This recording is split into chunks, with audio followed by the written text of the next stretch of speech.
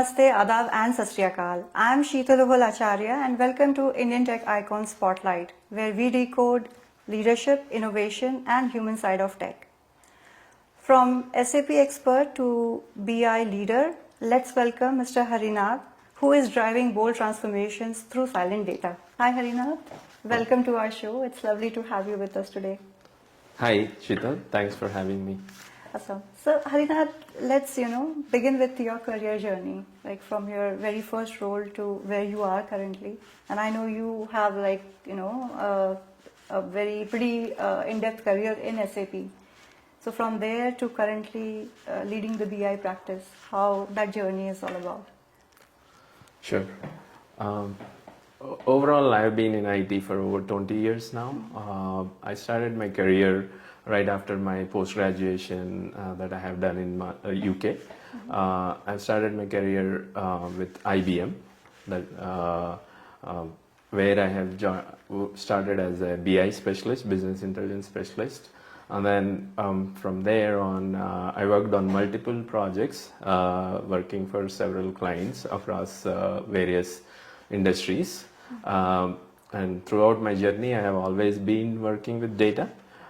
So the first position I worked for was SAP BI specialist. So it was SAP Business Intelligence Technology. The first client I worked was one of the largest retail company, where I had an opportunity to work with a lot of data. This company had their operations in 5 continents, more than 150 countries, doing business with 150 plus currencies. So it was a great foundation that I had early years of my career, which actually inspired me to pursue more and more in data field.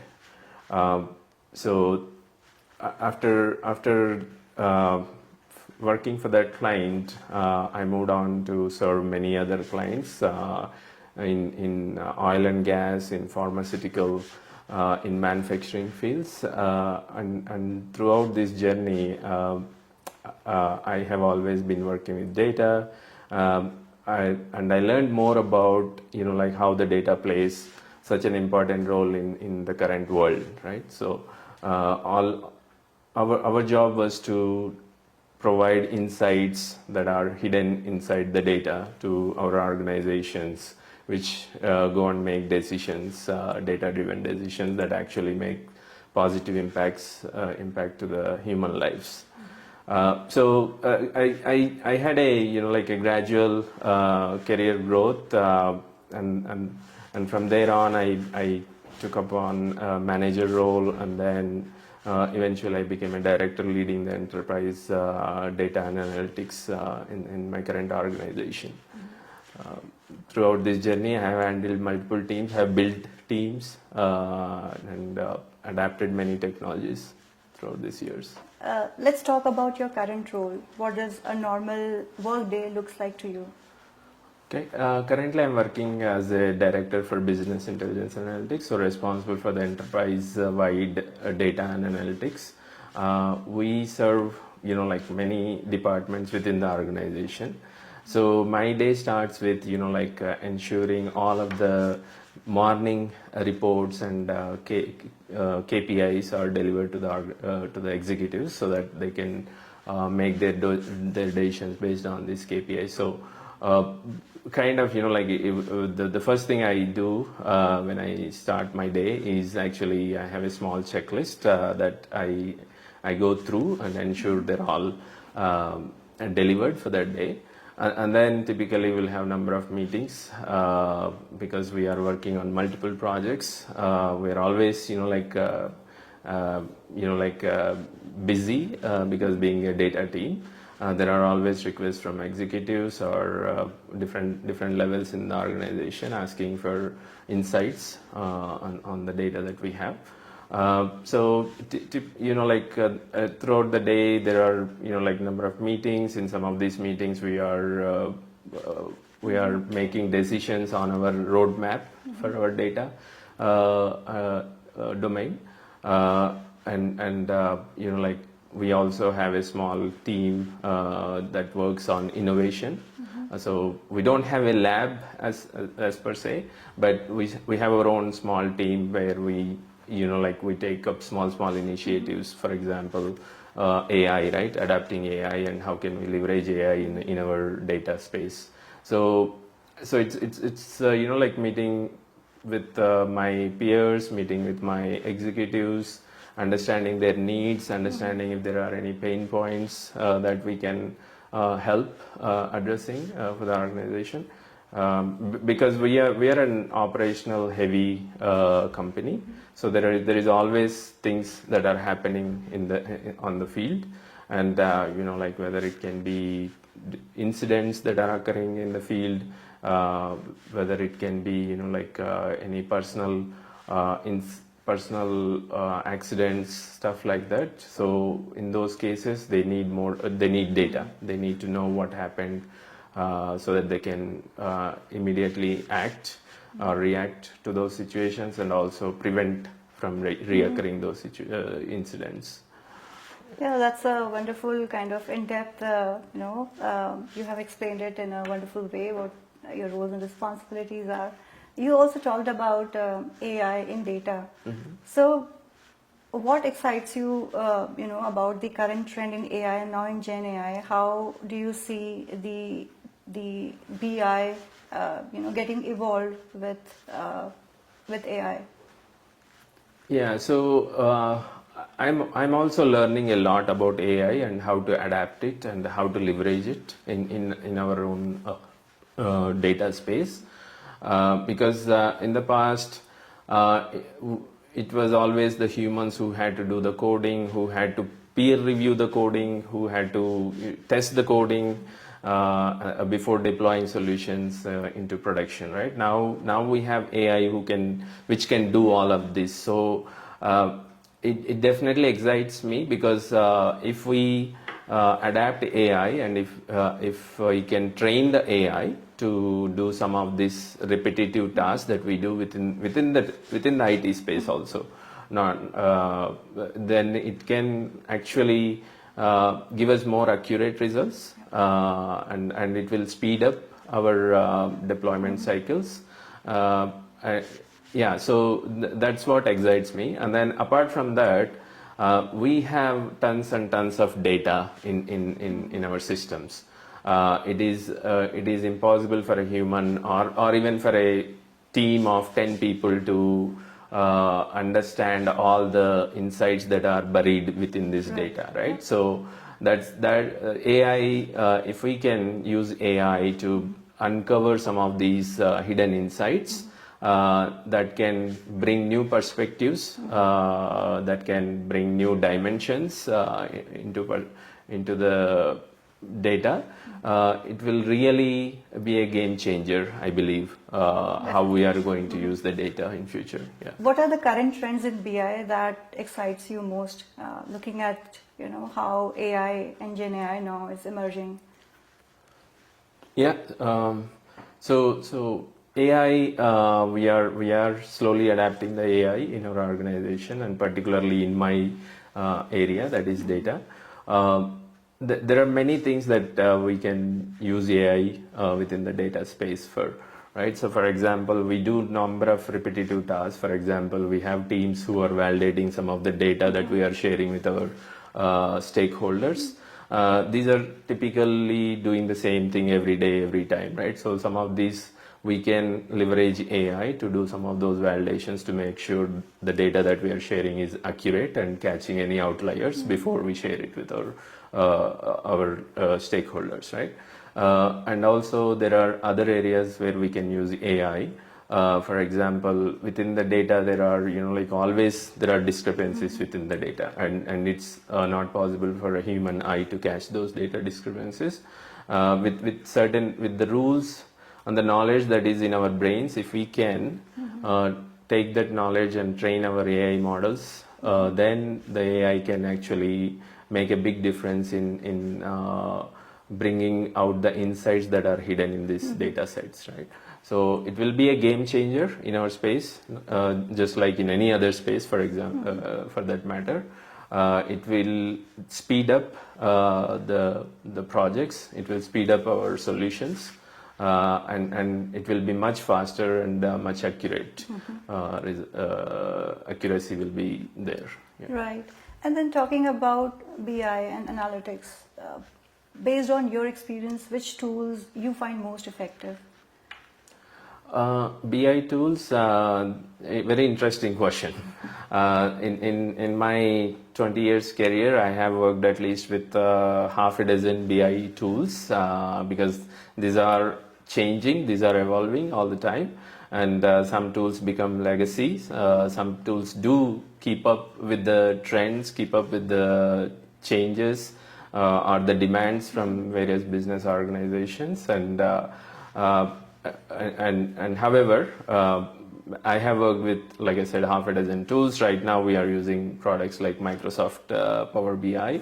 Is probably the leader in the BI space. So that's a big initiative that we are working on, modernizing our BI tool set, and Power BI is one of the tools that we are going with.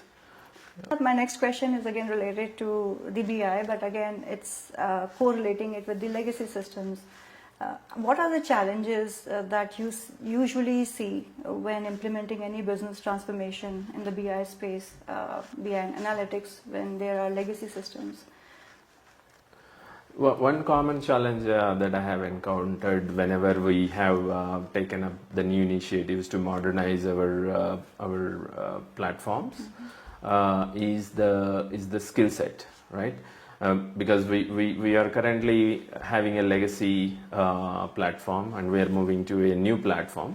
So we need the skill set on both sides. Somebody should be able to decode reverse engineer what is there in the legacy platform that can be replicated in the new platform. So finding the skill set on both sides is a challenge because people are always, especially in the IT industry, they're always, keeping up to date with the technology trends. So they always want to work on the new technologies. So it's hard to find people who wants to stay in the older technologies. So that's a constant challenge, and especially when people who have been working and supporting these systems for many years, when they leave the organization, when they choose the new opportunities, all the knowledge is also gone with them, right? So it's not easy to replace somebody with 5+ years of experience supporting a particular system with somebody like a new person, because it will take time for the new people to understand these systems, because though they are standard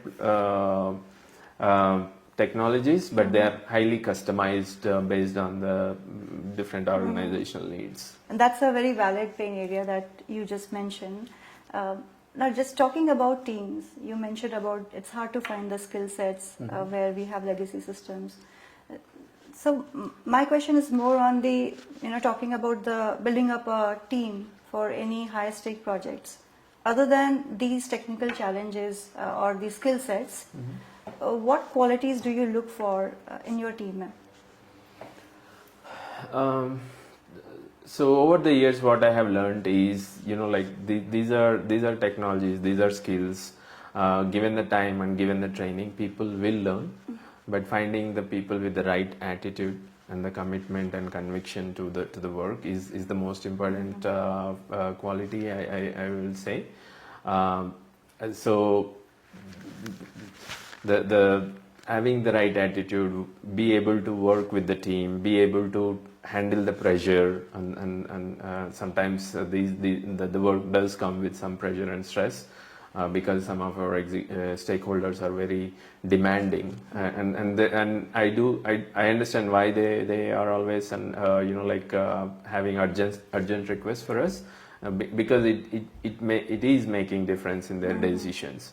So as a leader, it's my job to explain the rationale to my teams why things are urgent for our stakeholders and why we need to swiftly respond to their requests, right? So in this scenario, the AI is going to play a big role, right? Apart from the qualities that we look for in the resources that we hire, we also look for how this resource can adapt AI. It's something we are commonly looking at the moment, right? When we are hiring recently. Can this individual adapt the new technologies? Is he or she is having the right attitude and appetite towards the work, as well as learning ability, quickly learning, so that they can quickly learn and deliver the results to the organization. Yeah. Not again coming to the same question on teams. Sorry. Yeah. Now let's talk about teams again. How do you resolve conflicts, if there are any, within the team members? What's your approach on that? Yeah, so it's not uncommon to experience conflicts or difference in opinions within team members, sometimes with peers, sometimes even with our leaders, right? That's natural as human beings. We all have our perspectives, we all have our reasons why we have those opinions. So I think it's a matter of, having mutual respect within the team, and giving time for others to explain why they are thinking in a certain way, and then many times you may realize actually their point is more valid than ours. There are a number of occasions that I have learned that others had a much more valid point than mine. And then we have to have that acceptance, right? We have to be able to accept the fact that based on the facts, not based on our perceptions, right? So I think that's the key. I think we have to give time. We have to understand each other's perspective and respect each other's perspective. I think we will come to a common point, common ground for sure. That's how I encourage my team when I notice a conflict, or when I notice a debate about something. If I had to intervene, I do intervene, and then ask them to give time to each other to understand each other. Yeah. And that's a wonderful perspective on managing conflicts within the team. And talking about the time management, when you have so many competing priorities to work on, how do you prioritize your tasks? Yeah, again, a common scenario that happens that we deal with every day, because we are a lean team, and we have to serve the entire organization. Especially the data is a common team in an organization for all the departments, right? So we try to prioritize the different requests that we get, or the different tasks that we have on the table. Sometimes we still have priorities that are competing, because these are from different departments. For example, we may have a request from HR department. At the same time, we may also have a request from operations or finance, right? If these requests or the work is from the same department, then we take the help of the department itself. Okay, these are the five requirements that we have. Can you please help prioritize? Because we can't do all five at the same time, right? But sometimes, these are from different departments, so we can't actually bring everybody onto the table. So in that case, we try to understand the value for each of the requirements, right? What is the value, that business value that these requirements are going to deliver? So understanding the value helps us to prioritize, and sometimes we work on things in parallel, right? We think about how some creative ways, how can we actually work on multiple requirements at the same time. Right. So there's always that juggling priorities happening all the time. But yeah, I think that's a great approach to manage all these priorities. Let's talk about your, you being evolved as a leader. You have an extensive experience leading teams. So, how do you think your role as a leader has evolved all these years? It has definitely, evolved a lot. If I have to reflect back on my early days as a leader, and compare to how I am leading the team now, there are many things that have gone well, and there are also many things that I could have done much better, right? So over the period, I think I have learned understanding why more, like why we are, what is the purpose, why are we doing certain things in a certain way, and understanding the business perspective, right? Ultimately, being in the IT team, we are helping our business to grow, right? There's the ultimate purpose of our teams here, right? How can we help them to grow faster? How can we give them more insights of the data that we have, like how to stay ahead of the game, right? I think from being behind the game all the time, and now I think I'm fairly good at anticipating what can be coming in our way, so that we are prepared for those us, right? So I think I try to anticipate a lot, because I've been in this organization for a while now, so I understand the culture, I understand the requirements of this organization, and understand the vision. I think that actually this is the most important thing, right? Because understanding and aligning with the vision of the organization, right? If you are aligned, I think you will know where the next 2 years are going to be, right? So that you can actually plan better, prepare better, and then actually be kind of sometimes be ahead. It does happen often,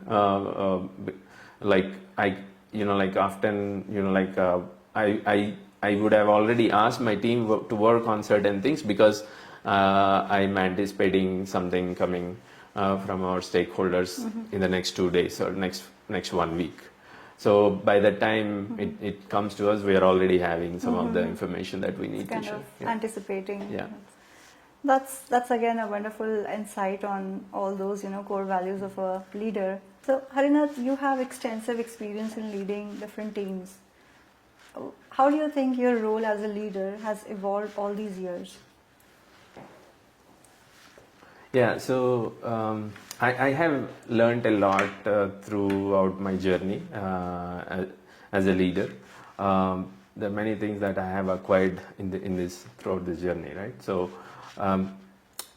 if you had asked me like 15 years ago, some of these things I might not have known, or I might not have been appreciative of. As a leader, I understand what is accountability, and what is diversity, and also taking pride in the work that we are doing, right? So and educating our teams is more important. Not just knowing ourselves is enough, right? So we have to educate our teams on some of this stuff. So that's what I have been doing more and more. I'm developing the teams and developing the people, and also more importantly, understanding the organization's vision and aligning ourselves as well as our teams to that vision is very important. So and also, when you understand that vision of the organization, you will also know what to expect, right? What to anticipate, and then be planned and prepared for that. So that's what happens a lot these days, because being in this company in the current company for a while, I do understand the business expectations and the operations well enough so that I can anticipate what the requirements are, and what the milestones are for our organization. I would say empowering the team, aligning with the vision and anticipation. These are, I think, the great takeaways for being a great leader. Harinath, let's talk about your family a bit. Who all are the key anchors in your family? I'm lucky in a way because I'm the youngest of the 4 siblings. So everyone in my family, my 2 brothers and my sister, of course my parents, everyone gave me everything extra, right? And all of them wanted me to be successful. All of them wanted me to achieve new heights in the family. So they supported me. Like my sister, like when I was in grade 6, she kind of convinced my parents that I should go to one of the best schools in my hometown, and I think that made a big difference in my life. Like whom you are surrounded with always makes some difference, right? So. So they have always been there for me, supporting me in every way, and then my wife and my 2 kids equally supportive. I think whatever I have accomplished in my life, I think I owe a lot to my family members and including my wife and kids. That's really wonderful to know. You have like incredible journey, and thank you for sharing all the insights, like from your professional journey to your leadership skills to your hometown and to your family. So it's been wonderful talking with you, Harinath, and we are just nearing the end of our this wonderful discussion. And at the end, we have one rapid fire round where I'm going to ask you some quick questions, and I would be expecting some quick answers on those. I will give it a try. Shall we begin? Yeah. Okay. First question. One BI metric every business should track. Revenue. Good answer. What's more important, data accuracy or data speed? Data accuracy. Okay. Favorite BI buzzword you secretly love? BI buzzword. I don't know, data. Okay. Excel, friend or foe? Tough one. 4. Okay. If not BI, what would you be doing? Maybe I would have pursued in the mechanical engineering field. Makes sense, Yeah. yeah. A tech leader you admire? Sundar Pichai. Nice. What's your personal mantra? I think consistent efforts lead to significant outcomes. Very nice. And the last question. Coffee or chai? Coffee. Thank you so much. And with this, we'll wrap up our discussion. It's been wonderful talking to you, and I wish you continued success, and thanks for being on our show. Thank you. It has been wonderful having time with you, conversation with you. Yeah. Same here. Thank you.